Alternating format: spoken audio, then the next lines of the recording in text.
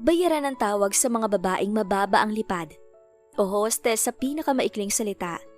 Silang mga babaeng mas pinili ang pinakamadaling paraan para kumita ng pera. Ngunit hindi lahat ng bayaran ay kusang loob na pumasok sa patay-sinding liwanag. Dahil kalimitan ay ibinibenta o kaya'y pinipilit na ipagawa ang bagay na yon sa isang dalaga o babae. At isa na si Gia sa mga babaeng itinapon dito o ibinenta. Hindi pa iba sa dalaga, tiyo pa niyang buo ang gumawa niyon. 19 lamang si Gia ngunit naranasan na ng dalaga ang pinakamahirap na parte ng kanyang buhay. Ang gamitin ng customer gabi-gabi. Bukod kasi sa magandang hubog ng katawan nito, ay may maladyosa din siyang kagandahan. Makinis na balat, na malalabanos. Kaya nga't patay na patay ang nag-iisa nitong customer. At halos gabi-gabi pa siya kung ipatawag sa VIP area ng club. Ngunit nagkaroon ng pagkakataon ng dalaga na makatakas. Nang minsang may ilang mga babaeng nagkasundo para tumakas sa malaimpyernong buhay sa loob ng club na iyon. Oo nga't nakatakas si Gia. Ngunit nalaman niya na nagdadalang tao siya at ang nag-iisang customer sa club na iyon, ang ama nito. Hindi niya hinanap dahil alam niya na wala rin namang mangyayari. Pinili niyang mabuhay kasama ng mga anak. Ngunit paano kung bigla na lang baguhin ng tadhana ang lahat? Papayag kaya siya kung mismong tadhana ang gumagawa ng paraan para malaman ng lalaking nakabuntis sa kanya na may mga anak sila? Akuin kaya nito ang mga bata? Sa isang mataong lugar, squatters area, mabaho at mga tagpi-tagping mga tahanan, magsisimula ang lahat. Ano pang hinihintay ninyo? Magsilayas kayo sa bahay ko! Kasabay ng sigaw na yon ay ang sunod-sunod na pagtilapon ng mga gamit nilang mag-iina palabas ng paupahang bahay. Manang Agnes, maghahanap ako ng paraan. Maghintay lang po kayo, kahit hanggang bukas na lang ho. Huwag naman ganito, nagbabayad naman ho kami. Sadyang kinapos lang po ngayon. Lumayo ka! Hindi na ako maaawa sa inyo. Kailangan ko rin ng pera! Singhal nito, saka siya itinulak. Natumba siya sa kalsada. Mama! Umiiyak na lumapit ang isa sa triplets niya. Si Kisha, ang bunso niyang anak sa 3 magkakapatid. Huwag naman po ninyong itulak ang mama namin! Matatag nitong sambit. Umiiyak ito pero nakaya pa rin magsalita. Aba! Marunong ka na magsalita na ganyan? 4 na taon ka pa lang ah! Lumapit ito sa bata. Hoy! Kung hindi dahil sa akin, edi sana nasa lansangan na kayo ng ilang taon. Pero dahil mabait ako't maawain, nagkaroon kayo ng matutuluyan. Idinuro nito ang anak niya, kaya't hinila niya ang bata. Pero kinuha nito ang kamay niya na nakahawak sa pulsuhan nito. Maawain ho? Wala pa ang 1 buwan naniningil ka na nga sa amin eh. Ang maawain ho, marunong magkonsidera ng mga bagay-bagay. Marunong umunawa sa mga walang-wala. Pero ikaw ho, Aling Agnes, isa kang masamang tao.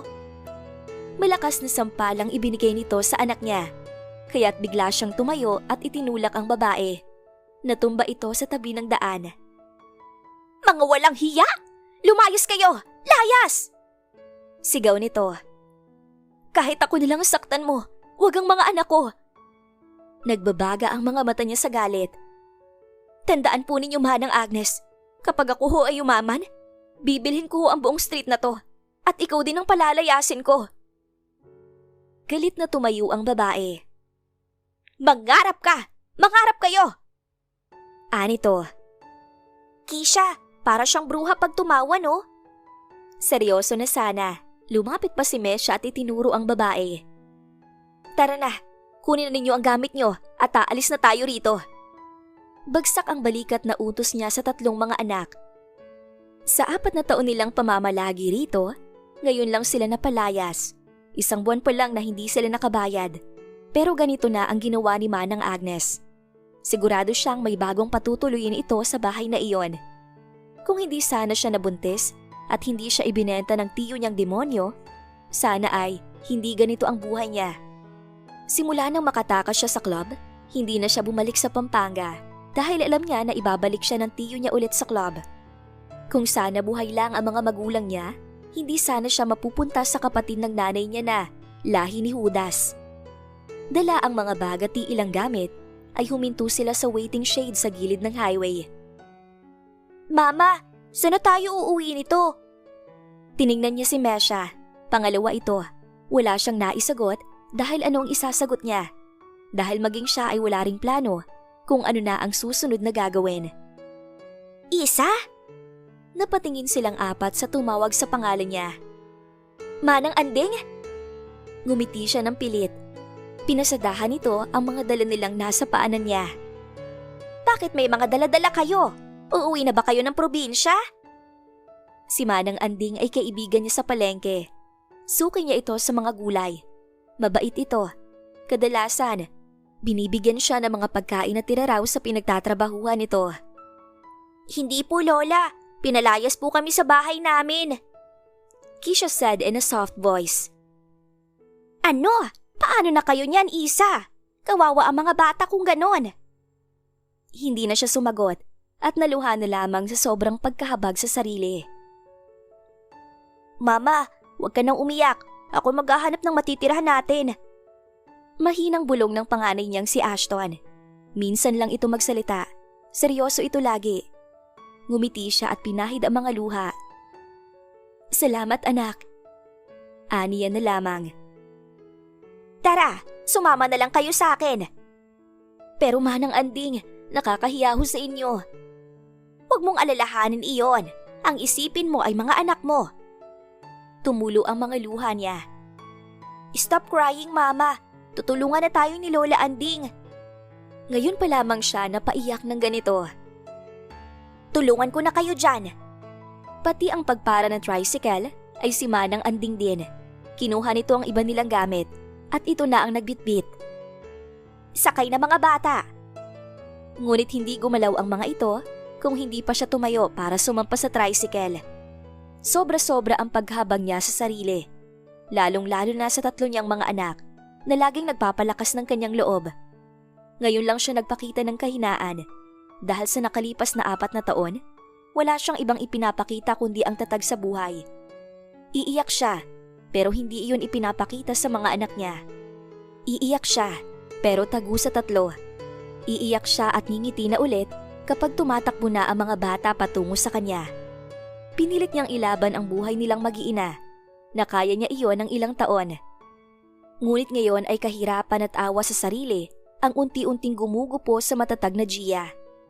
Hindi nagsalita si Keisha, niyakap lang siya nito. Ganon din si Misha na halatang awang-awa sa kanya. Pinunasan nito ang mga luha niya. Si Ashton ay nakatitig lang at nakakuyom ang kamao. Ito ang ayaw niya, ang makita ng triplets na umiiyak siya. Dahil alam niyang pati ang mga to ay malulungkot din. Ngunit hindi na kasi talaga niya kaya pang magpanggap na malakas. Hindi na niya kaya pa. Habang tinatahak ang highway, sa labas ang tingin niya. Sa likuran si Manang Anding at silang 4 ang nasa front. Dito lang kami, Totoy. Ani Manang Anding. Tumigil ang sasakyan sa tabi ng kalsada. Pagbaba ng matanda ay sumunod na rin sila. Binuhat na rin niya ang mga dalang gamit. Pati ang pagbabayad ay si Manang Anding na rin. Paano ay wala siyang pera? Dahil ang sahod niya ay ipinanguna niya kay Manang Agnes. Kahit wala silang makain, basta mabayaran lang ang upa. Ngunit sa huli ay ito lang din ang nangyari. Pagpasensyahan niyo na ha. Hindi rin kalakihan ang bahay ko. Pero tiyak naman akong magiging komportable kayo ron. Tara na. Ngumiti ito sa tatlo niyang mga anak bago binuhat ang ilan sa kanilang dala. Tumigil sila sa isang bahay. Bungalow style iyon na may kalumaan na rin. Dito ako nakatira, pero dahil stay-in ako sa mansyon hindi ko na to nadadalaw at kung day off na lamang. Abala ang mga bata sa pagtingin sa loob ng bahay. Mas maayos ito ng 5 ulit kesa sa inuupahan nila. Magandang loob kahit halatang hindi na nalilinisan. Marmol ang sahig na may mga bahaging nagkaroon ng bitak. Pero maayos ito. Kumpleto sa gamit at may mga litrato ring nakadisplay roon. Lola, sino po ito? Tanong ng anak niyang si Keisha. Kinuha nito ang larawan sa ibabaw ng patungan ng TV sa gilid. Ito ba? Ito ang sir ko. Amo ko ito na inalagaan ko na mahabang panahon. Ngayon ay binata na. Nakangiting paliwanag nito. Para pong kami ni Mesha at Ashton na mga baby kami. Di ba, Mama? Nagtaka siya kaya maging siya ay tumingin na din sa larawan na pinunasan ng matanda. Oo naman, kasi lahat ng mga baby ay may magaganda at gwapo. Magkakamukha din kasi baby pa lang. Paliwanag muli nito. Pinasadahan niya ang larawan at tama nga ang anak niya. Kamukha nito ang triplets niya noong 1 taon pa lang mga ito. Sa hula niya ay nasa 1-year-old na itong kalong ito ni Manang Anding. Batang-bata pa sa larawan ng babae. Pero ngayon ay halatang may edad na talaga ito. O siya, tara na at ihahatid ko na kayo sa mga kwarto ninyo. Nito at ibinalik sa patungan nito ang larawan. Pinasadahan pa muli ng tingin ni Gia ang larawan. Posible ba na magkakamukha mga baby? Bulong niya bago sumunod kay Manang Anding at sa 3 bata na nauna na sa paglalakad. Huwag nga kayong maingay, baka paalsin din tayo ni Lola Anding kapag makulit tayo. Paalala ni Ashton. Nagtakip ng bibig ang 2 kapatid nitong babae. Tila nagkaroon agad ng phobia ang mga bata dahil sa kagagawa ng landlady nila. Kain na! Wow! Manok! Paborito niyo bang manok? Opo, Lola Anding. Minsan lang po kasi kami nakakakain ng fried chicken kapag may kaunting pera si Mama. Masayang-masaya ang 2 sa mga anak niya sa inihaing tanghalian ni Manang Anding. Nahihiya siya sa matanda dahil imbis siya itong tumutulong, ay siya pa itong tinutulungan. Nag-aalangan pa si Gia na kumuha ng 1 piraso ng manok. May sinigang na baboy rin na paborito ni Ashton. Kaya nga hindi na siya nagtaka kung iyon ang inulam ng panganay niya. Tahimik lang ito, samantalang sobrang saya ng mga kapatid nito habang sumusubo. Sa bagay, ngayon lang sila ulit nakatikim nito. Kaya hindi niya masisisi ang mga anak kung makita niyang sarap na sarap ang mga ito sa kinakain. Kumain ka na, Gia. Huwag kayong mahihiya. Matagal na rin kasi nang huling may nakasama ko sa bahay na ito. Pinasadahan niya ito. Alam mo kasi, simula nang mamatay si Pancho na asawa ko, ay hindi na muling umuwi ang nag-iisa naming anak. Doon na ito na malagi sa Davao at doon na rin nagkapamilya. 3 na rin ang mga anak nila. Masaya naman ako para sa kanila. Sa huling salita nito ay nautalang matanda. Bigla rin itong pinahid ang mga luhang tumakas sa mga mata nito. Naaawa siya para kay Manang Anding. Sa edad kasi nito, dapat ay masaya ito kasama ng mga apo. Pero nagtatrabaho pa rin kahit matanda na. Noon pa man ay talagang mabait na sa kanya si Manang Anding. Kaya itinuring na rin niya itong nanay. Palagi rin itong may dalang mga pagkain para sa kanila. Lalo na kapag may okasyon sa pinagtatrabahuhan nito. Kapag may inabot ito, doon lamang sila nakakakain ng masasarap at nakakatikim ng mga cakes at ibang pagkain ng mayayaman. Dahil kung siya lang, hindi niya mabibili iyon. Lalo na at sa kanya umaasa ang mga anak niya. Noong una, makailang beses din niyang tinangkang ipahulog ang mga bata dahil hindi niya iyon kagustuhan. Pero siguro, nagising na lang siya isang araw, natanggap na rin niya ang pinagbubuntis. Napakahirap bilang ina na magkaroon ng triplets. Lalo na ng mga oras na yon, ay hindi niya alam kung saan siya pupunta. Wala siyang kakilala o kamag-anak rito. Nagpapasalamat na lang talaga siya dahil may isa sa mga nakatakas sa club na yon na tumulong sa kanya habang nagbubuntis siya. Pasensya ka na, Gia. Wala kasi talaga akong mapagkwentuhan. Sunod-sunod na pinalis nito ang mga luhang tumulo sa mga mata nito. Ayos lang ho, Manang. Maraming salamat ho talaga, Manang. Dahil sa pansamantalang pagpapatuloy mo sa amin dito ng mga anak ko.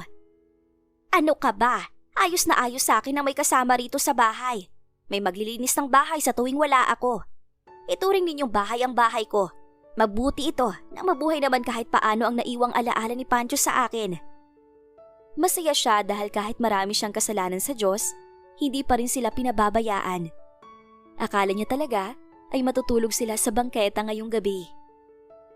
Sa palengke ka pa rin ba nagtatrabaho, Gia? Napayuko siya. Hindi na kasi siya nagtatrabaho doon dahil ibibenta na raw ang pwesto dahil mag-a-abroad na si Aling Maret na may-ari niyon. Mukhang doon na yata ito titira, sa anak na nakapangasawa ng kano. Kaya nga wala siyang naidagdag sa ipon niya para sa upa ng bahay. Hindi na humanang, maghahanap pa ako ulit, baka pala rin sa mga mall naman. Nakangiting sambit niya. Paano itong mga magaganda at gwapo mong anak kung ganon? Sino ang kasama nila rito? Noong daladala niya sa palengke ang mga bata, hindi naman malikot ang mga ito at sa tabi lamang habang nagtatrabaho siya. Pero ngayon, hindi na niya alam kung paano. Paano ka na niyan? Itatanong ko kay sir kung kukuha sila ng bagong kasambahay dahil rinig ko ay uuwi na ang alaga ko sa susunod na linggo. Galak sa mga mata nito ang naaninag niya na halatang excited ito. Sa tinagal-tagal na panahong nasa Italy ang alaga ko, sa wakas ay uuwi na rin ito. Ngiting usal nito. Laking pasalamat ni Gia nang ibalita ni Manang Anding na pumayag ang amo nitong babae na maging kasambahay siya. At ang mas ikinatuwa niya ay pwedeng dalhin ang mga anak niya kung saan siya namamasukan. Tandaan niyo, huwag kayong malikot ha? Opo, Mama. Ashton, bantayan mo ang mga kapatid mo. Tiningnan niya ang panganay. Nasa likod ito ng dalawang kapatid. Opo, tipid nitong sagot. Huwag kayong maglilikot ha. Hindi pwedeng mawalan ulit si Mama ng trabaho kasi wala tayong kakainin. Naiintindihan niyo ba ako? Promise me, magbe-behave kayo. At huwag na huwag kayong pupunta sa labas o sa garden o kahit saan doon sa labas. Baka kasi makabasag kayo at wala tayong maipambabayad. Ayaw niyo naman akong makulong, di ba? Bigla namang niyakap siya ng mga bata. Ayaw po naming makulong ka, Mama. Ngumiti siya. Kung ganon, makikinig kayong dalawa sa Kuya Ashton ninyo at sa mga bilin ko. Sunod-sunod na tango ang sagot ng mga bata. Hindi naman siguro mabuburyong ang mga anak niya dahil may TV naman sa loob ng maid's quarter. At may tablet din si Manang na ipinahiram sa tatlo. Sige, lalabas na si Mama. Yes, Mama. Behave lang po kami. At huwag kayong aaway. Dugtong na dalawang babae. Nakatitig lang si Ashton. Isa-isa niyang hinalikan ng mga anak bago isinara ang pintuan ng silid na iyon. Sa likod ng mansyon ay mamaliit doon na bahay. Maid's quarter kung tawagin. Nakaseparate iyon sa mansyon. Pero paglabas mo ay pinto na ng kusina. Kaya kung sakaling maulan ay hindi ka naman mababasa. Yun daw kasi ang gusto ng among babae noon. Kaya nakahiwalay. Halika na, ipakikilala kita kay Ma'am Shami.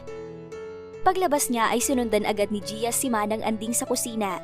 Naabutan nila si Faith. Payat si Faith, morena at palangiti.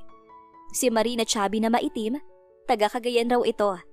Nakangiti naman siyang binati ng mga ito, pero mukhang mas malaking bahagi ang napipilitan lang.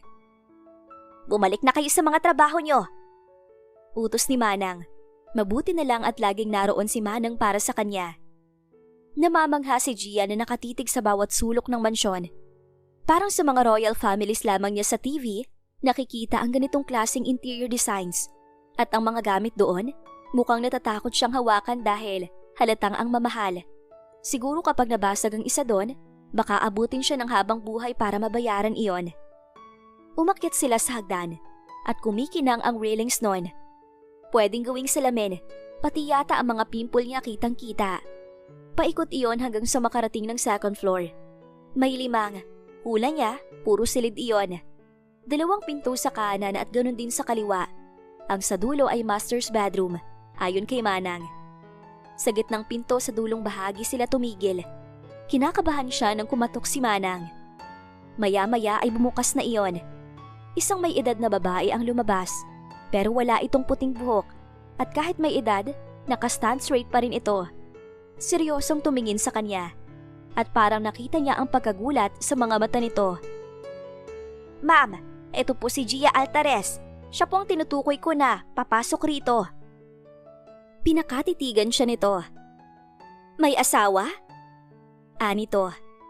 Umiling siya. Pero may mga anak po. Hindi halata sa iyo, Gia, dahil napakaganda mo at parang dalaga ka pa rin sa kutis at katawan mo. Nayuko siya dahil sa sinabi nito. Ilan ang anak mo, Iha?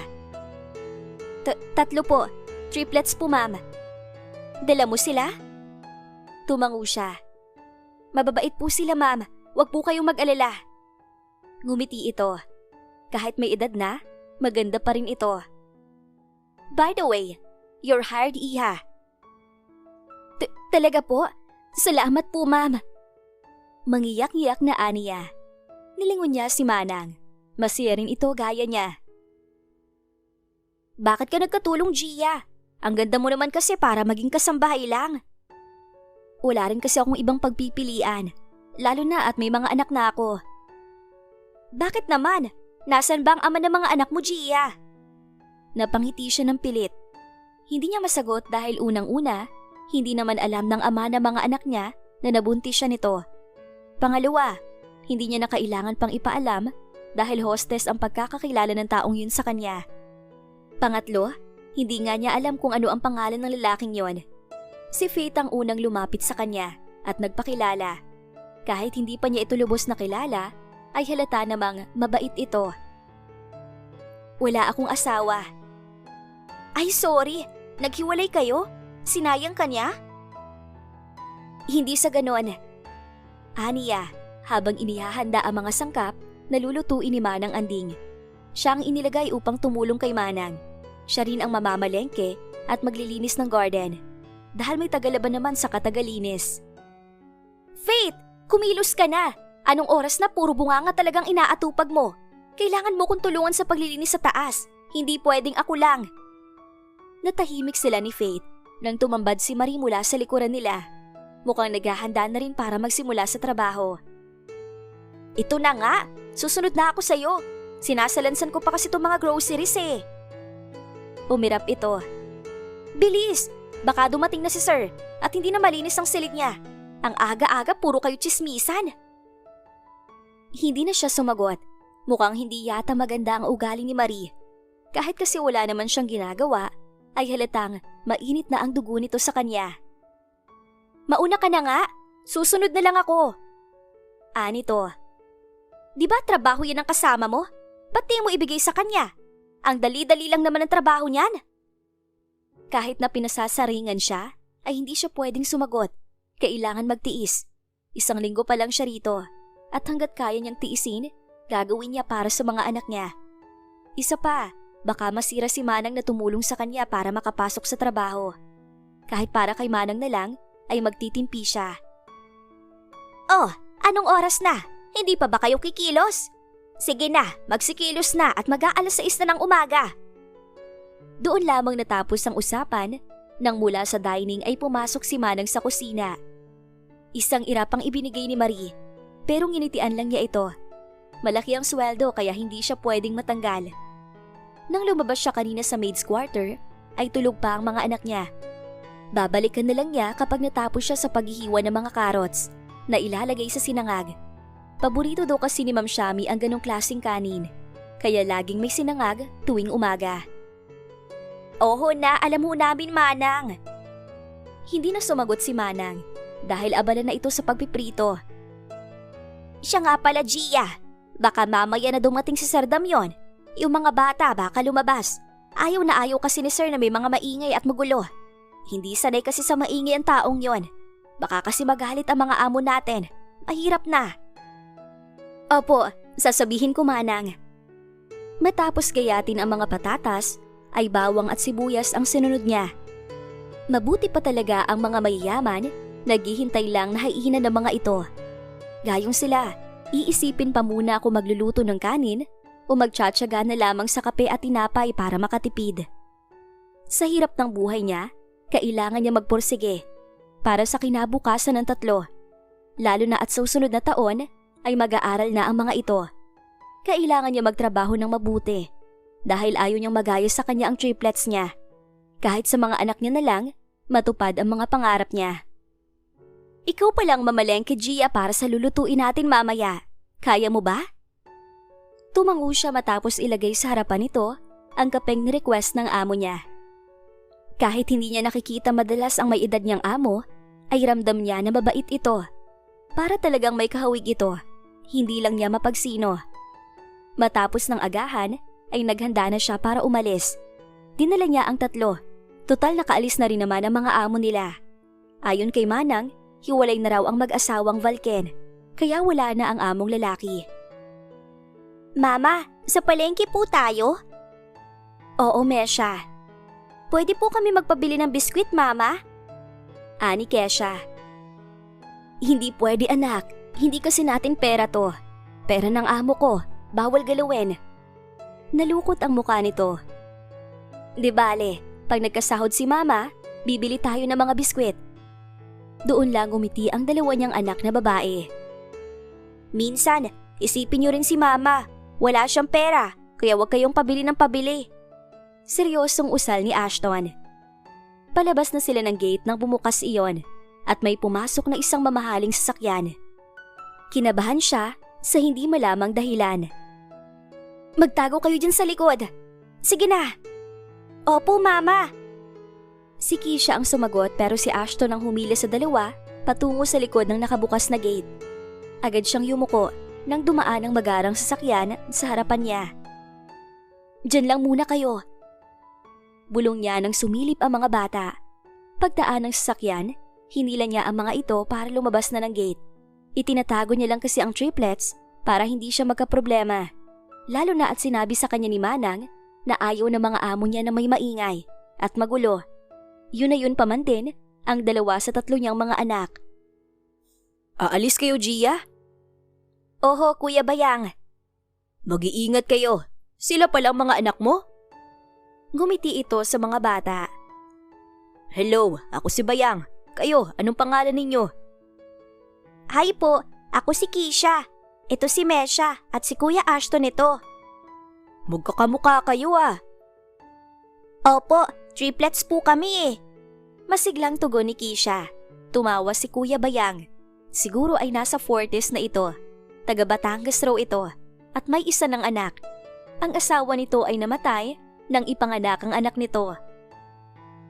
Sige Kuya Bayang, mauna na kami, baka tanghaliin pa kami.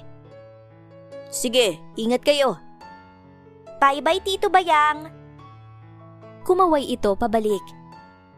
Lahat ng nakalista ay nabili na ni Gia. Pagod silang naupo muna sa upuan sa paradahan. Binilhan niya ng palamig ang 3. Di bale, 15 pesos lang naman ang nabawas sa pera. Babayaran na lamang niya mamaya pagdating. Marami siyang dala, kaya medyo mabigat. Mama, ako na po sa iba. Nilingon niya si Ashton. Salamat anak, pero kaya na yan ni Mama. Kaya ko na rin naman po. Pagod ka na po Mama. Yung magaan lang ang akin, para mabawasan po ang dala mo. Alam ko po, nabibigatan ka na. Pati sa amin ang mga kapatid ko Mama. Sorry po ha. Natigilan siya. Hindi niya inaasahan iyon. Hindi niya inaasahan na ang 4 na taong gulang niyang anak ay alam ang lahat ng hirap niya. Niyakap niya ito na ang luha ay tuloy-tuloy sa pag-agos. Maging ang 2 pang mga anak niya ay niyakap din siya. Mama, mahal na mahal ka po namin. Ani Keisha. Mahal na mahal ko rin kayo mga anak at lahat kakayanin ni Mama para mabigyan ko kayo ng magandang buhay sa hinaharap. Patawarin niyo si Mama ha, kung hindi ko mabili lahat ng mga gusto ninyo. Kumala si Ashton. Ayaw ko na po sa hinaharap. Pinahid niya ang mga luha. Bakit anak? Kasi kung yun lang palang dahilan kaya ka nahihirapan Mama. Nagtatrabaho para sa amin para sa buhay namin. Ayoko na sa hinaharap. Napahagulhol na lamang siya. Minsan, napapaisip siya. Bakit siya binigyan ng mga anak? Bakit siya nagkaroon ng triplets sa batang edad? Siguro, para ipakita at iparanas sa kanya ang pamilya na hindi niya naranasan. Ang pagmamahal na walang katumbas mula sa mga batang ito. Sa mga anak niya na alam ang hirap niya araw-araw. Ako na dito, Mama. Akin ito. Kaya ko na ito, Mama. Ma, ako na magdadala dyan. Tama nga ang nabasa niya sa libro. Mga anak ang siyang tanging magbibigay sa iyo ng kasiyahan na hindi mo mararanasan sa iba. Kuya, sa Eden Subdivision po kami. Aniya na makasampa sila ng tricycle. Nag-aalangan pa ang driver. Tutok na tutok ito sa mga batang kasama niya. Ang gaganda at gwapo ng mga kapatid mo, miss. Mga anak po kami ni Mama. Sabat agad ni Keisha. Napakamot ng batok ang lalaki. Ay sorry. Ngumiti na lang siya. Sobrang swerte niya dahil itong 3 ang naging mga anak niya. Gia! Bakit ngayon ka lang? Sa gate pa lang sila, sumalubong na agad si Faith. Bakit? Anong bakit? Nandiyan na si Sir Damyon at nagpapaluto na si Ma'am Shami para sa tanghalian. Bilis na! Sige, mauna ka na, Faith. Oo, akin na yung mga dala ninyo at ang mga anak mo. Huwag na huwag mong idadaan sa main door. Umikot kayo sa likod, ha? Tumango na lamang siya. Nasaan ba si George? Siya dapat na magdadrive sa'yo papuntang palengke. Hindi ko po alam, Manang. Hindi ka ba sinabihan ni Marie? Sabi ko ay sabihan si George na ipag-drive ka para mabilis. Nilingon niya si Marie, nakadadaan lamang. Marie, hindi mo ba sinabi kay George na ihatid si Gia sa palengke? Ay, pasensya na, Manang. Nakalimutan ko ho. Nito, pero mukhang hindi naman bukal sa loob ang paghingi nito ng sorry. Hayaan niyo na ho, Manang. Sinulyapan siya ni Marie bago pa man ito tumalikod. Alam niya na sinadya talaga nitong huwag sabihin kay Mang George. Sa ngisi pa lang nito, alam na niya. Pagpasensyahan mo na si Marie, Iha. Hindi naman yan ganyan noong wala ka pa. Palakwento nga yan at masiglahin. Parang pamilyar ang mukha nito. Hindi niya lang alam kung saan niya ito nakita. Chubby ito, pero maganda kahit morena. Ayos lang ho, Manang. Sige na, bilisan mo na dyan at mag-aalas 11 na. Baka magalit si Ma'am Shami. Baka magising na rin si Sir at maghanap ng pagkain. Dumating na po palang anak ni Ma'am? Ay oo, Iha. Pag alis niyo saka siya dumating. Diretso na nga sa kwarto niya dahil masakit daw ang ulo. Siguro dahil sa tagal ng biyahe sa eroplano. Parang kakaiba talaga ang pakiramdam niya sa tuwing mababanggit ni Manang ang anak ng amo nila. Hindi niya ito nakita. Pero kinakabahan siya na hindi niya naman alam kung bakit. Lahat po ba ito lulutuin niyo, Manang? Oo, sabi kasi ni Ma'am, lahat ng paborito ni Sir ay lutuin. Di ba at paborito ni Ashton ang sinigang na baboy? Tumango siya. Kagaya ni Sir, ayun din ang paborito ng alaga ko. Marami ang kain yan kapag may sinigang. Napangiti siya. Abala sila sa pagluluto. Mabilisan ang lahat. Magtatanghalian na rin kasi. Nawaglit na sa isipan ni Gia ang mga bata. Nasisiguro naman din ito na hindi lalabas ng maid's quarter ang mga ito. Binili na rin naman kasi nito ang tatlo bago nagtungo rito kanina sa kusina para tumulong kay Manang Anding. Manang, maghain ka na tapos tawagin niyo na rin si Damyon sa taas para makakain na siya. Anong oras na rin kasi? Alam kong gutom na yon. Opo, Ma'am Shami. Napakaganda siguro ni Ma'am Shami noong kabataan ito. Kahit kasi tumanda na ito at halata na ang edad, ay maganda pa rin ito. Mabait ito at palangiti. Iba sa mga kilala niyang mayayaman. Napakaraming ulam. Halos lahat ng ulam ay naroon na. May dessert na buko pandan at leche plan. Dessert na, paborito daw ng anak ni Ma'am Shami. Gia, Iha, ikaw na tumawag kay Sir Damyon. Ako na ditong mag-aayos. Sige po, Manang. Naghugas muna siya ng mga kamay sa lababo. Patalikod na siya na bumukas ang pintuan sa backdoor. Ma! Ma! Kisha anak, bakit ka lumabas ng kwarto? Gulat na aniya sa bata. Kasi ma, nagugutom na kami. Oo nga pala, mag-aalas 12 na rin at hindi rin nakakakain ng mabuti ang mga anak niya dahil umalis sila kanina. Sige na anak, bumalik ka na dun sa kwarto. Dadalhan ko na lang kayo ng pagkain ha? Opo mama, pero bilis po ha. Sakit na tiyan namin Oo anak, hintay lang ha. Tumango ito paglabas ng anak niya. Saka lang siya tumalima sa utos ni Manang. Habang paakyat siya ng hagdan, hindi niya maintindihan kung bakit parang kinakabahan siya ng sobra. Kung bakit ganito na lang ang nararamdaman niya. Dalawang magkakasunod na katok ang ginawa ni Gia, pero walang nagbubukas ng pinto o nagsalita sa loob ng kwartong iyon. Muli siyang kumatok. Sa pagkakataong iyon, sinamahan na niya ng tinig. Sir, tanghalian na po. Pinapatawag na po kayo ni Ma'am Shami. Napaatras siya na bumukas ng biglaan ng pinto. Halos maistatwa si Gia. Ramdam niya ang panlamig na buong katawan nang tumambad sa harapan niya ang dating niyang customer. Hinding-hindi niya makakalimutan ang mukha nito, ni minsan sa buhay niya. Dahil ito ang dahilan kaya nawala ang pagkabirhen niya. Ang lumamutak sa buong pagkatao at katawan niya. Napabawi siya ng mga mata. Tatalikod na rin sana nang magsalita ito. I think I know you. Ang baritonong tinig nito ang nagpabilis ng tibok ng puso niya. Sunod-sunod ang naging pag-atras niya. Pinapatawag na po kayo. Aniya saka ito mabilis na tinalikuran. Hey, wait a second. Hey! Ngunit wala na siyang balak na lingunin o hintayin ito. Sa lakas ng kabog ng puso niya, hindi na niya alam kung ano ba ang dapat niyang gawin, ano ang sasabihin at kung paano niya ito kakausapin. Ilang ulit na may nangyari sa kanila. Hindi niya na mabilang dahil halos gabi-gabi pumupunta ito sa club para lamang sa tawag ng laman. Isang beses siyang tumanggi, iyon ang unang araw niya. Ngunit ikinulong siya sa basement at hindi pinakain ng isang araw.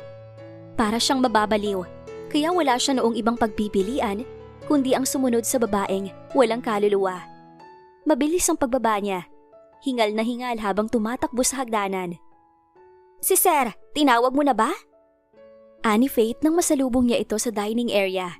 Pero hindi siya sumagot at dire-diretso na sa kusina palabas ng pinto sa likod niyon. Alam niyang sinundan siya ni Manang ng tingin. Maging ni Marina nasa kusina din. Hindi na siya nagsalita at tumigil man lang saglit. Pagpasok niya sa maid's quarter ay naroon ang triplets niya. Mama, kakain na po ba tayo? Sandali lang mga anak ha? Hingal na sagot niya. Tumigil sa panunood ng TV ang tatlo. Lumapit ang mga ito sa kanya. Naupo sa tabi niya ang dalawang babae. Nasa harap naman niya si Ashton. Nakatitig ang mga ito sa kanya. Pagpahingahin muna natin si Mama. Ani Ashton. Sorry, gutom na kasi ako, Ashton. Mahinang bulong ni Keisha. Saglit lang naman. Si Mesha iyon na hinahagod ang likuran niya. Hindi niya na alam kung ano ang gagawin, ano ang sasabihin, at kung paano niya ito haharapan. Gia, lumabas ka muna at tulungan ako sa kusina. Kakain na sila, ma'am. Lumingon siya sa dako ng pintuan nang bumukas iyon ng kaunti at sumilip si Manang Anding. Nahihiya siya sa matanda dahil ito pa mismo ang tumulong, kumalinga at naghanap ng mapapasukan para sa kanya.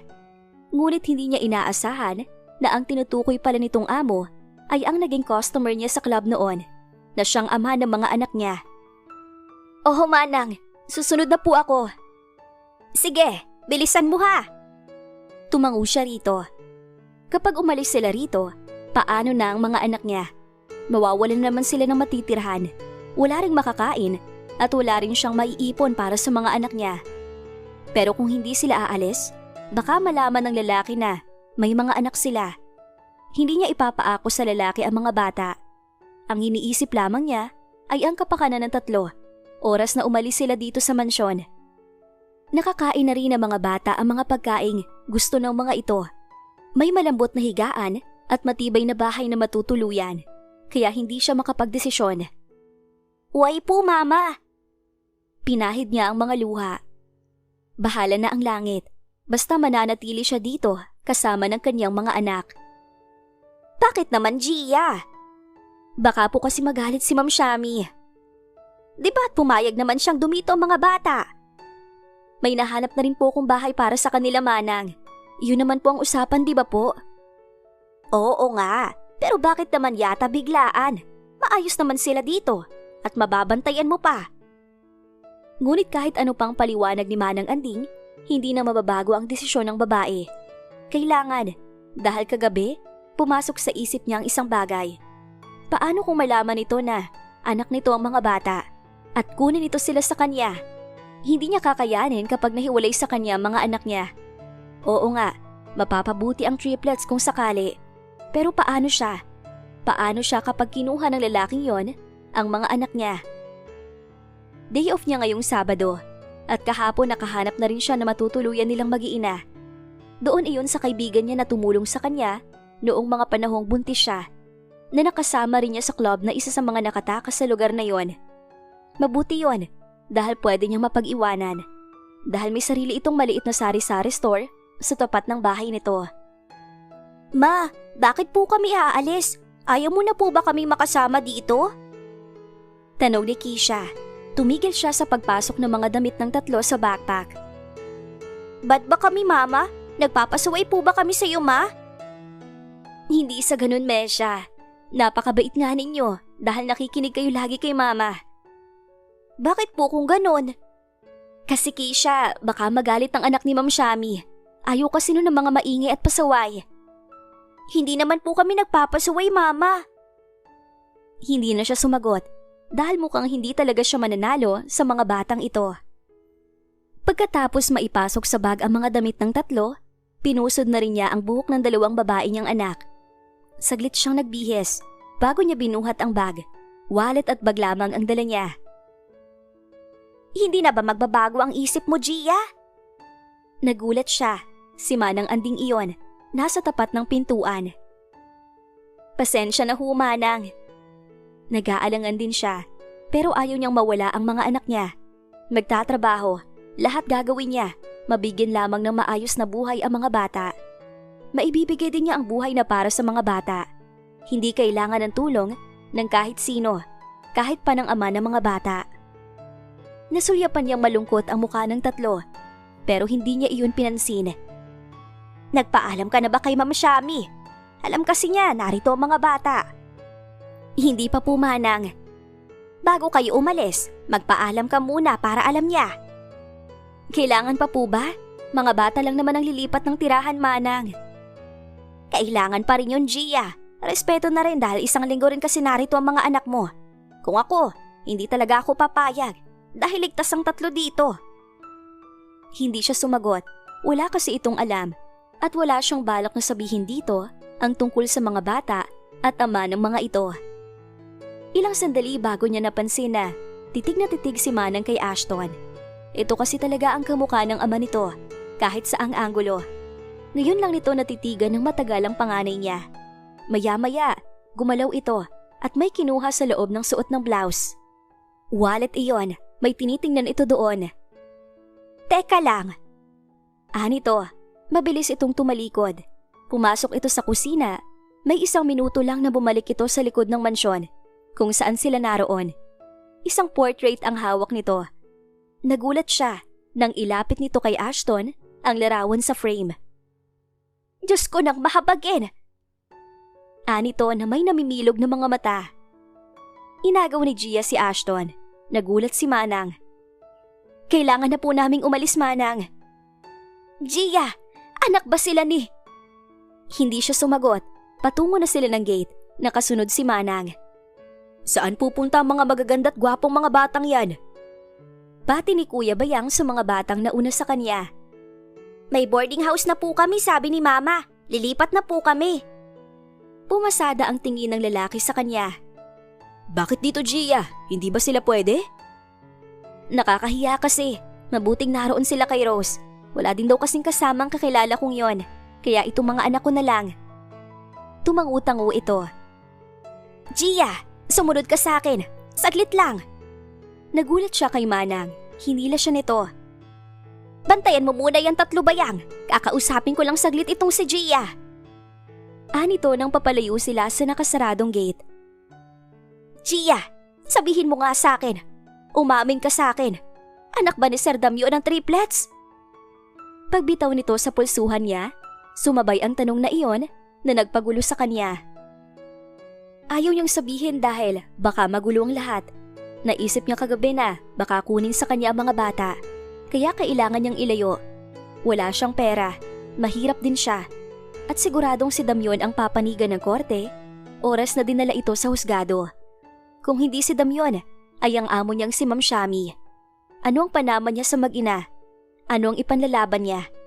Hindi pinaniniwalaan sa korte na mahal niya lang ang mga bata. Dahil sa ngayon, pera na ang pinakamahalaga sa lahat. Hindi rin niya kilala ng lubusan si Damyon. Kung anong klase ba itong tao. Tama ba, Gia? Anak ni Sir Damyon ang tatlo? Pinasadahan nito ang tatlong mga bata sa unahan. Maging siya ay lumingon din sa mga ito. Hindi niya ito inaasahan. Hindi niya napaghandaan ang bagay na ito. Iniiwas pa man din sana niya na mapansin ni Manang ang bagay na yon. Kaya nga minadali niya na makaalis sila. Pero hindi rin nakalusot sa matandang kasambahay. Oo, Manang. Diyos ko! Napatakip ito ng bibig gamit ang palad. Paano nangyari yun? Tumitig ito sa kanya. Kailan kayo nagkakilala ni Sir? Matagal na ba? Kasi sinabi ni Ma'am na hindi na magkakaanak kahit kailan sa Sir Damion. Natameme siya. Sabihin mo, Gia, kailan kayo nagkakilala ni Sir? Dahil 4 na taon nang nakakaraan nang makuryente si Sir Damion nang minsang bumisita ito sa ipinapagawang hotel sa Pampanga. Naging kritikal si Sir at dinalan na nga rin sa abroad para doon ipagamot. Nasabi ni Ma'am sa akin na hindi na magkakaanak si Sir Damion dahil sa matinding naging pinsala sa katawan nito noon. Kaya sabihin mo, Gia, kailan? Kailan kayo nagkakilala at nagkaanak ni Sir Damion? Hindi kami talaga magkakilala, Manang. Namilog ang mga mata nito. Pero paanong nagkaanak kayo? Hindi pwedeng ipagkaila na anak ni Sir ang mga batang yan. Paano ba niya sasabihin na naging hostess siya? Naging bayaran para sa panandaliang aliw? Paano niya dito ipapaliwanag? Kasi ho, Manang. Natigilan siya nang bumukas ang gate. Pumasok ang pulang kotse na ngayon lamang niya nakita. Tumabi ang 3 mga bata. Kinabahan siya dahil siguradong hindi iyon sasakyan ni Ma'am Shami, kundi kotse ni Damion. Nakatitig pa naman ang 3 sa umuusad ng marahang sasakyan. Akala niya dediretso, ngunit tumigil ito sa mismong harapan ng mga anak niya. Tatakbuhin pa sana niya nang makita lang mismo ng kanyang mga mata ang pagbukas ng bintana ng sasakyan sa mismong driver's seat at si Damion ang iniluwa niyon. Lumapit na si Gia, kinuha niya ang mga bata. Itinago nito sa likod ang 3. Ang mga mata ni Damion hindi pa rin napapawi. Sinundan pa nito ng tingin ng 3. Mama, bakit? Sino po siya, Mama? Hindi siya sumagot sa tanong ni Keisha. Si Ashton, nakita niyang titig na titig ito kay Damion. Mama, bakit po siya kamukha ni Ashton? Sinundan ni Mesha na hindi rin mapuknat ang tingin sa kaharap ng mga ito. 2 metro lang ang layo ng lalaki sa kanila. Magandang umaga, sir. Pasensya sa mga bata. Aalis na po kami. Kabang-kaba na aniya rito. Bilis, tara na. Pero Mama. Wala nang pero-pero, Keisha. Lakad na. Bulong niya. Hindi na siya lumingon. Natatakot siyang makita mismo ng mga mata na nakatitig ang lalaki sa mga bata. Wait. Kumabog ng mabilis ang puso niya. Mariinding napikit nang marinig ang baritonong tinig na iyon. Minsan lang niya narinig iyon, pero tumimo na sa isipan niya. Ang tinig ng lalaking tanging pinagbigyan niya ng sarili. Ang lalaking ama ng kanyang mga anak. I said, wait! Natigilan siya nang sa ikalawang pagkakataon, muli itong nagsalita. Lumingon ang 3, ngunit siya nanatiling nakatalikod. Mama, tawag ka! Ani Keisha, panay ang kalabit nito. Gia, iha! Maging si Manang ay tinawag na rin siya. Are they triplets? Yuko siyang lumingon. And they are your children? Opo. Matatag ang pagkakahawak niya sa mga kamay ng 2 sa 3 mga bata. Si Ashton nasa tabi niya at ito ang kusang kumapit sa braso niya. Ngunit lahat ng tingin ng 3 ay hindi nag-iba. Lumapit ito. Umatras siya, hila ang mga bata. How old are you, young man? 4 na taon po. Kung seryoso ito, ganun din ang bata. Umangat ang tingin nito. Pinasadahan ang 2 pang hawak niya. May I know your names? Ako po si Keisha. Ito si Mesha. Turo sa kapatid nito. At ito si Kuya Ashton. Masigla nitong pakilala. Napalunok siya nang sunod-sunod ng titigan siya ni Damion. I want to talk to you. Tumalikod ito. Manang, ipasok ang mga bata sa bahay. Opo, sir. Hindi siya makagalaw. Natatakot at kinakabahan siya. Ito talaga ang ikinakatakot niya. Ang mangyari ang bagay na ito. Sumunod ka na kay Sir Damion, iha. Ako nang bahala sa mga bata. Kusang tumulo ang mga luha niya. Manang, ayoko po. Baka kunin niya ang mga anak ko. Hindi po ako papayag. Shh! Huwag ka magsalita ng ganyan. Pag-usapan niyo lang na maayos, Iya. Sige na, puntahan mo siya sa loob. Ako na bahala sa mga bata. Mama, bakit ka umiiyak? Pinahid niya ang mga luha bago hinarap ang mga anak niya. Kay Lola Anding muna kayo ha. May pag-uusapan kami ni Sir. Pilit ang ngiting ipinakita niya. Tumango ang dalawang babae. Pero si Ashton, nakatitig lang ito sa kanya na tila may nais sabihin. Saka na lang niya kakausapin ang mga bata. Si Damyon muna. Saan ka pupunta? Naabutan niya si Marie sa sala. Nagba-vacuum ito. Seryoso itong nagtanong.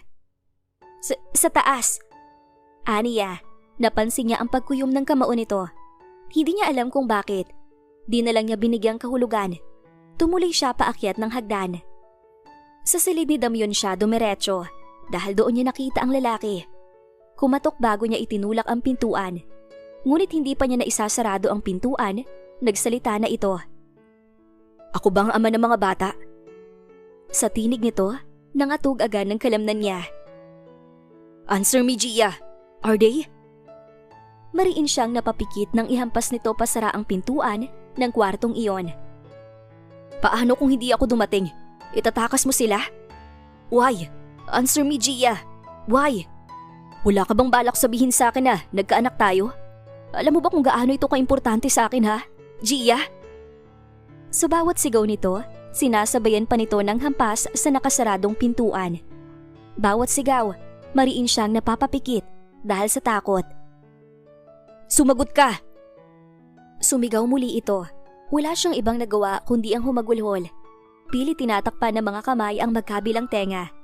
Ang mga luha ay walang katapusan sa pag-agos. Heto na naman, bumabalik ang nakaraan sa kanya. Ang mga panahong, bawat uwi ng tiyo niya ay sisigaw ito, magwawala at babasagin lahat ng masalubong. Nagkaroon siya ng phobia sa batang edad. Tama na! Tama na! Maawa ka! Hindi na alam ng dalaga kung paano iyon pipigilan. Pipigilan ang mga sigaw nito na nagbibigay ng sobrang takot sa kanya. Nilingon niya si Damyon. Nagtama ang mga paningin nila. Nakatitig ito sa kanya. Tumigil na rin ang pabulyaw ng mga tanong nito. Answer me, Gia. Mga anak ko bang mga batang yon? Sa pagkakataong iyon, malumanay na ang boses nito. Pinalis niya ang mga luhang nagpapalabo sa mga mata niya. Huwag mo silang kukunin sa akin. Sila lang ang pamilya ko. Sila lang nagmamahal sa akin. Just answer my question. Marahan siyang tumango. Why didn't you tell me? Bakit gusto mo silang ilayo? Bakit gusto mo silang itago? Sa bawat tanong nito, hindi na gaya kaninang pasigaw. Mahinaho na iyon. Tinungo nito ang terrace. Bakit? Ano ba ako nung makilala mo? Ano ba tayo? Wala tayong relasyon. Ni hindi mo ko tinulungan na makatakas sa lugar na yon. Nagmakaawa ko sa'yo. Nagmakaawa ko na tulungan mo ko. Pero hindi mo ko binalikan. Hindi mo ko binalikan. Sinabi ko sa iyong lahat kung bakit ako napunta sa impyernong yon. Pero wala kang ginawa. Wala! I'm sorry. Naluha na lamang siya sa sagot nito. Puno iyon ng lungkot. Nadisgrasya ako, Gia, kaya hindi kita nabalikan. Pero nagawa ko pang magpatulong sa kaibigan kong NBI. Ngunit sinabi nilang walang Gia ang Andrada na naroon. Ang sabi ng nakausap ng kakilala ko, may ilang babae raw na nakatakas sa club na yon. Mismong gabing umalis ako. Mukhang kasama ka sa mga babaeng yon. Nagpasalamat ako. Pero naroon ang panghihinayang na hindi na kita makikita pa. Hindi niya alam kung ano ang mararamdaman niya. Kung totoo ba ang mga sinasabi nito o niloloko lang siya. Pero nang makita kita kahapon, sa mismong labas ng pintuan ko, sobra akong nabigla. Hindi makapaniwala na narito ka. I asked Nanay Anding kung paano ka napunta dito. She said she helped you, pero wala siyang binanggit na mga bata. Nilingon siya nito. Hindi ko alam na nabuntis ka. Hindi ko alam dahil sa nangyari sa akin. Kukunin mo sila? Umiling ito. Sapat na para muling dumaloy ang mga luha sa kanyang mga mata. Hindi ko sila kukunin, but you need to marry me, Gia. Namilog ang mga mata niya sa narinig. Kasal? Yeah, para maging ganap na kaapelido kong mga bata. At ikaw? Hindi mo ko mahal. Hindi kita mahal. Kaya para saan ang kasal? Sa mga bata? Natawa siya. Natatawa sa ideyang para sa 3 bata kaya sila magpapakasal. Hindi kita bibilhin kay Madam Mutya kung hindi kita mahal. Unang beses kitang nakita, Gia. Nakuha mo na ako agad. Si Mutya mismo nagsabi sa akin tungkol sa'yo. Nabirhen ka at wala pang bawas. Kaya nga binili kita agad dahil naawa ako sa'yo. Pero hindi kanya pinakawalan. Malakas ang kapit ni Mutya sa hepe. Kaya nahirapan ako makuha ka. Every night, pinupuntahan kita sa club kahit nandidiri ako sa lugar na yon dahil sa illegal na gawain. Pero dahil sa'yo, pumasok ako doon para lang siguraduhin ang kaligtasan mo. Pero hindi na rin kinaya ng katawan ko. Ang nais ko lang sana noon ay iligtas ka sa tuwing may gustong kumuha sa'yo. Pero hindi ako nakapagtimpi. Hindi kita pinilit. Kusa mong ibinigay ang sarili mo, Gia. Dahil wala na rin akong pagpipilian. Mas mabuting sa'yo ko ibigay ang katawan ko kaysa sa mga negosyanteng mga halangang kaluluwa. Alam ko ang galaw na napipilitan at may emosyong kasama, Gia. You can't deny it. Napabawi siya ng tingin. Nagulat na lamang siya nang mabilis nitong tinawid ang pagitan nila. San mo ko dadalhin? Kakausapin ko si Ma'am na magpapakasal tayo. Pero Damyon? Don't worry, magiging masaya siya sa sasabihin ko. Ngumiti ito. Doon niya unang nasilayan ang ngiting iyon. Para niyang nakita si Ashton sa lalaki. Ganitong-ganito si Ashton paglaki. What? Are you serious, Damyon? Oo, Ma. Di ba itong gusto mo? Mga apo na hindi ko maibigay sa'yo dahil sa nangyari sa akin. Pero, paano ka? Huwag niyo nang itanong, Ma. Dahil hindi na mahalaga yon. Kumalas siya sa kamay ng lalaki. Gia, sandali lang, iha. Dadalhin ko po ang mga bata rito. Ngumiti ang ginang. Nasalubong niya si Marie at alam niyang nakikinig sa usapan ng babae. Magpapakasal kayo sa kanya, sir? Anito, tumigil siya. Lumingon sa nagsalita. Nagtaka ang mag-ina.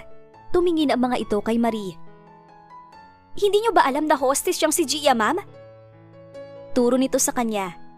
Kinapos yata siya ng hangin dahil sa sinabi nito. Ilang lalaki na bang nakakuha dyan bago si sir? Sigurado ba kayo na apo ninyo ang mga anak niya? Baka nakuha lang yun sa mga naging customers niya. Marie, anong pinagsasasabi mo, ha? Totoo yun, Ma'am Shami, dahil nakasama ko yun sa club noon. Nagulat siya. Gulat na gulat siya. Binalingan siya ng babae. Nakalimutan mo na ba, ha, Gia? Nakalimutan mo na ba si Mariposa na hindi mo isinama sa pagtakas ninyo? Iniwan mo ko. Sigaw nito. Kaya hindi ka pwedeng maging masaya. Kahit sa ganitong paraan, makabawi man lang ako sa pangiiwan mong babae ka. Hindi ko makakalimutan ang pag-iwan mo sa akin noon.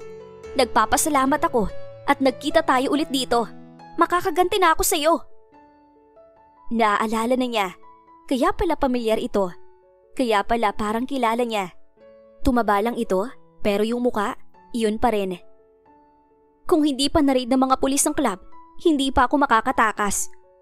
Pero bago pa man ako nakatakas, sinira na ako ng iba't ibang lalaki gabi-gabi. Alam mo ba kung gaano kasakit yun sa akin, ha? Hindi ko masikmura ang ginagawa nila sa akin. Hindi ko kayang isipin man lang ang pambababoy ng mga lalaki sa akin. Mas satisfied lamang sa ibinayad nila. Alam mo bang kamuntik na akong namatay doon? Nabuwal na ito. Maging siya ay hindi rin makapagsalita sa mga nalaman. Hindi niya ito iniwan. Pinilit niya nga itong sumama sa kanya. Pero hindi ito makatayo. Hindi pwedeng mahuli din siya dahil kung nahuli siya noon, ibebenta siya sa isang Arabo. Iniligtas niya ang sarili sa tunay na kapahamakan. Hindi rin niya ito mabuhat dahil hindi naman siya malakas. Maliit lang siya noon. Patawad, Marie. Hindi ko nais na iwan ka. Sadyang wala rin akong ibang magawa. Lalo na at kahit ako noon ay iniwan din nila. Naluluhang sambit niya. So, totoo nga, Damyon? Na hostess ang babaeng yan? Wika ng ina ng binata. Makinig ka, Ma. Hindi niya yun Hindi! Hindi ako pumapayag na makasal ka sa kagaya niya, Damyon. Mama! Mama! Bakit ka umiiyak? Si Ashton iyon. Mama, Sino nag-away sa'yo? Sinundan ni Keisha. Sila? Oo ma, sila. Tingnan mo mabuti ang mga bata. Look at them, ma'am. Hindi agad nakahuma ang ginang. Tutok na tutok ang tanaw nito sa mga batang yumakap sa kanya. Anong ginawa niyo sa mama namin? Mabuting mama ang mama namin. Ginagawa niyang lahat para sa amin. Bakit niyo siya inaaway? Halatang galit si Ashton sa klase ng tinig nito. Hinila niya ito at pinatigil. Pero mama, inaaway ka. Shh! Tama na anak. Hindi nila ako inaaway, Ashton. Bulong niya. Silang tatlo ang mga apo ko? Totoo ba ito? Akala ko, isa lang ang anak mo, Gia.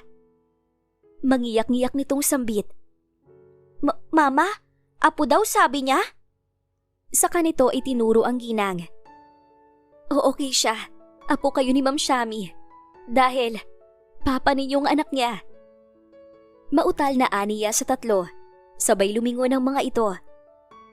Papa namin? Tumango siya. May papa kami, mama? Sambit ni Mesha na maluha-luha na.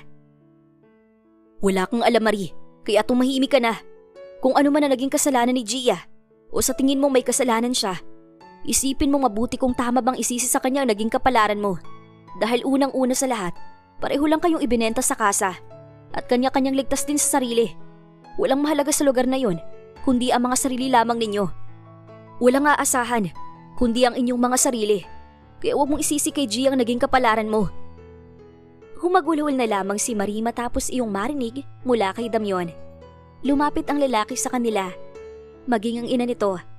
Kitang-kita niya ang saya at excitement sa mukha ng dalawa. Nagkaanak ka pa rin, Damion. Diyos ko, may mga apo pa rin ako sa iyo, anak. Pinalis nito ang luha.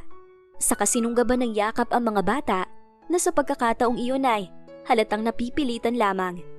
Nakatitig si Ashton sa kanya. Tumango na lang siya upang bigyang sagot ang nais nitong ipahiwatig. Ikaw ang papa namin? Ani Keisha. Pumantay si Damion sa mga bata nang kumalas ang ina nito sa pagkakayakap sa tatlo. Totoo, mama? Lumingon si Keisha. Tumango siya. Oo mga anak, papa niyo siya. Doon lang lumapit ang dalawa sa tatlo. Kung papa ka namin, bakit ngayon ka lang? Bakit nung pinalayas kami sa bahay namin, wala ka? Bakit nung nagugutom kami at walang makain, wala ka? Bakit nung nagkasakit si Mesha na, halos magmakaawa si mama sa mga tao para lang may maipambili ng gamot, wala ka rin? Bakit wala ka? Ayoko sa'yo dahil hindi mo kami tinulungan nung walang-wala kami. Iniwan mo si mama, iniwan mo kami. Ashton, anak! Hinabol niya ito. Mabuti na lang at nakasarado ang gate. Hindi ito nakalabas. Bakit mama? Bakit niyo tayo iniwan? Bakit wala siya nung umiiyak ka, mama? Umiiyak nitong tanong. Mahigpit na yakap ang ganti niya. Humagulhol si Ashton. Dahil alam nito ang hirap niya. May kumalabit sa likod niya. Si Damion iyon. Kumala siya para bigyang espasyo ang lalaki. Patawarin mo ko, Ashton. Na-ospital si Papa ng matagal. Patawad kung wala ako dahil nasa ospital si Papa. Nagpapagaling dahil nakuryente ako noon. Patawad anak kung nahirapan kayo, lalong-lalo na ang mama ninyo. Pero anak, hindi ko yun kagustuhan. Babawi si Papa sa inyo. Hindi na ako aalis. Hindi ko na kayo iiwan, anak.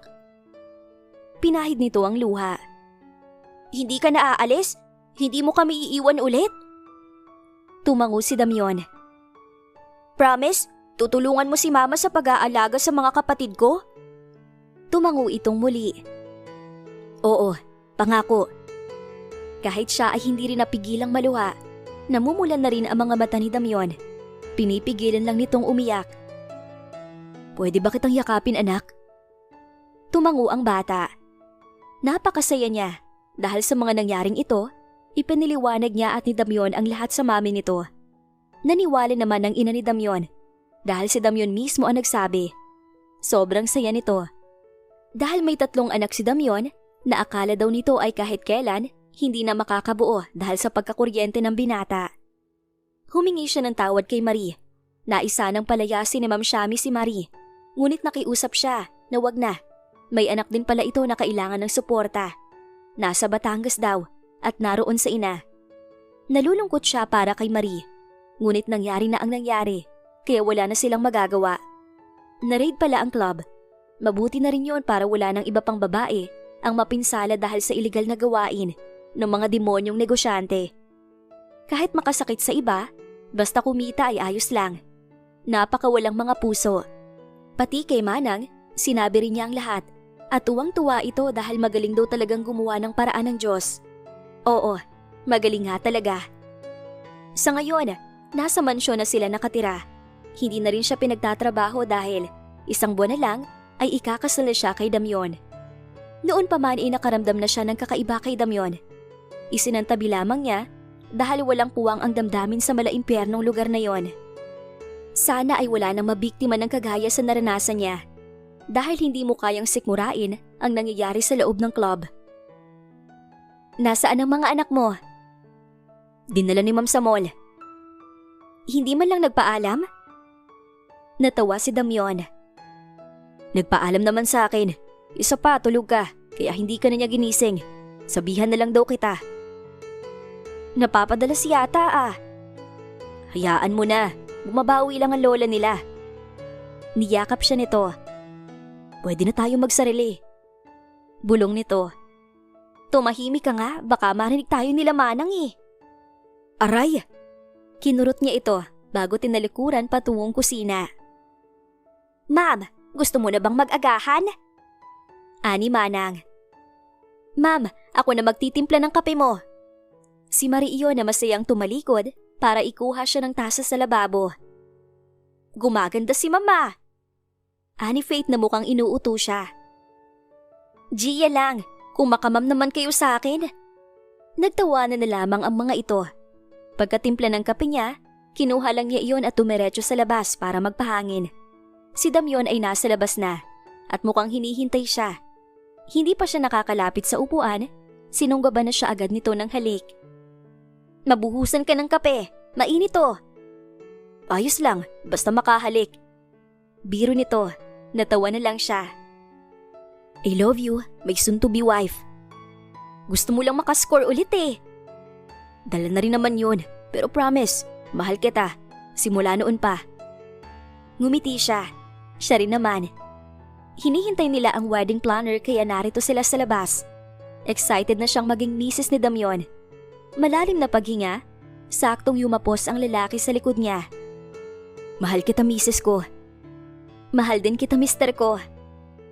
Lahat ng hirap at naranasan niya, lahat ng yon ay napawi ng ganun kabilis. Pero kung hindi dahil sa nangyari sa kanya, hindi rin siya magkakaroon ng mga anak. Na ngayon ay wala na naman dahil kinidnap na naman ang lola ng mga ito. Sobrang saya niya at wala na rin siyang mahihiling pa. Sa mga taong nagpahirap sa kanya, dalangin niyang maging maayos pa rin ang mga ito kahit pasakit lamang ang ibinigay sa kanya.